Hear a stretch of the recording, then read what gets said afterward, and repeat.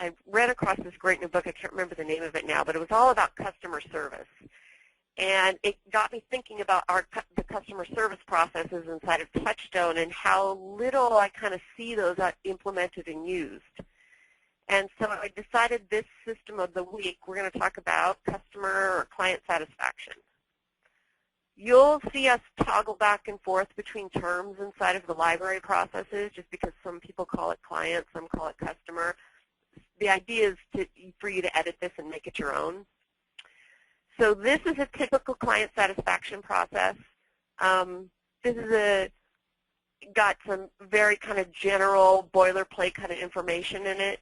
It's meant to give you the idea of a client satisfaction process or a customer satisfaction process and then make it your own, make it work for you.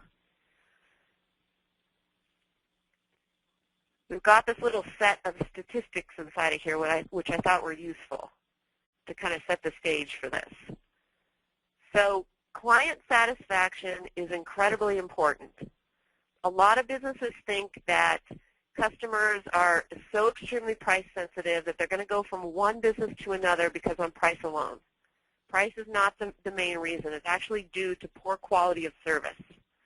A customer is 4 times more likely to defect to a competitor and the problem is always service related, not price.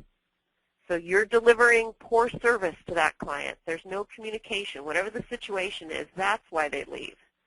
The probability of selling to an existing customer is 60 to 70%. The probability of selling to a new prospect is 5 to 20%. So you can see it right there. And you all know it's true. Once you have a relationship with someone, it's easy to sell more to that person. It's easier to keep that person than it is to go out and spend all the advertising efforts to then convert a new prospect. Every customer complaint, for every customer complaint, there is 26 other unhappy customers. 2% of customer retention, it has the same effect of decreasing costs by 10%. So if any of you are sitting there looking at your balance sheet and your financial statements at the end of the year and thinking, boy, what would it take to get 10% more? Think about this. An increase to your customer retention will decrease your costs by 10%. 96% of unhappy customers don't complain, however, 91% of those simply leave and never come back. A dissatisfied customer will tell 9 to 15 people about their experience. Around 13% of dissatisfied customers tell more than 20 people. Happy customers who get their issue resolved tell 4 to 6 people about their experience. And we've all had this experience. Like, you're not perfect. Like, you're going to make mistakes. We make mistakes. Everyone does. But acknowledging it and trying to resolve it, that experience alone is what customer satisfaction can be about. Of course, you want to satisfy your customers all the time, every time, without question. But you do make mistakes. And so it's this process we're looking at now is all about resolving them. A 5% reduction in customer defection, so customers leaving, will increase profits by 95%. It costs 67 times more to acquire a new customer than retaining an existing one. So you get the idea.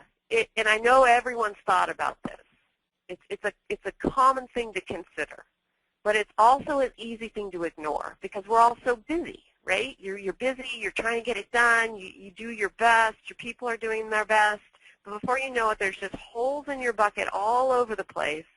And a lot of it has to do with customer service and the quality of your service. So this customer service idea or satisfaction process is about you coming up with a way, a method, a simple method of just touching base with your customers and asking how it went. That's all. So this is a simple, set of tasks on how to do a customer survey. If you just send out surveys and expect customers to fill them out and send them back, they're not going to do it. I should have had a statistic on that. It's very low.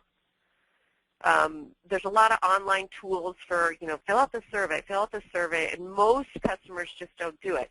And I think it goes back to that one statistic about, when you're unhappy, you don't want to just fill out a survey. You're just going to leave. So I think making a phone call or doing something personal is important. So this says, within 2 working days of completion of the project, Or if you are in a different kind of industry where you have an ongoing relationship with your customers, every 6 months you call them. So figure out your own timing around this. Have someone call. The time it would take for someone to call is going to be far less than the impact of losing that customer if you think about the statistics. So ask the customer how their experience went and ask them to fill out a survey. You can email them the survey. So if I'm talking to you and I say, hey, will you fill out my survey? How was your experience? It was great. So glad to hear it. Oh, it wasn't so great? Well, let me go through the customer complaint process with you, which is another process hyperlinked right here. Or I'm going to send you the survey. Would you please fill it out and send it back? They're going to be more likely to send it back. Or once you have them there on the phone, you can take them through the survey. So think about what's efficient and what's effective for you, and then build a simple work plan on it. Build a script for it. So here's an example script. Now, how did the project go? If the job went well, then you say this. Would you consider asking for a referral? That's another bonus of customer service processes or customer satisfaction processes. If your customers are extremely happy, ask for referrals. If it didn't go well, take them through your customer complaint process. Figure out what happened. Figure out what happened in that project and then go back to the process which created that issue and innovate that process. So here's one of the powerful things about TouchStone and about systems development in general. If there's a problem, it's created by a process either that you don't have or it's not working well or employees aren't following. So when you get these little gems of customer feedback, if you take those and go back to the process that created it and innovate it, then you've solved that problem forever, or at least until it changes. That's how you really make changes. Just hearing of a service issue and then going to the service department or into the warehouse and saying, hey, you guys, this happened, that happened, this customer's pissed off, they left. They're just going to blah, blah, blah. That's all they hear. Hopefully someone will try to change, but it doesn't really change. So building a process for how to make those changes, sitting everyone down saying, this is the problem we had, this is the solution, let's step through it, that causes real change. It creates more efficiency, and it's going to stop the holes in your bucket. So throughout this process, you've got some example surveys. So here's just a typical example survey. These are all widely available on the internet as well. You probably find a ton of customer satisfaction survey examples. Here's one that can be an email. So it's an example email that could go out. I think this is another sample over the phone survey.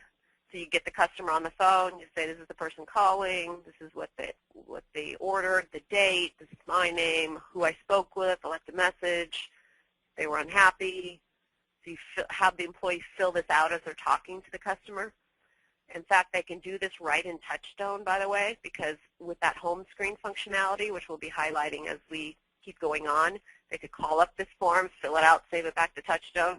You could run a report at the end of the month and say, hey, give me all the customer satisfaction surveys and get a list of all of those and review them.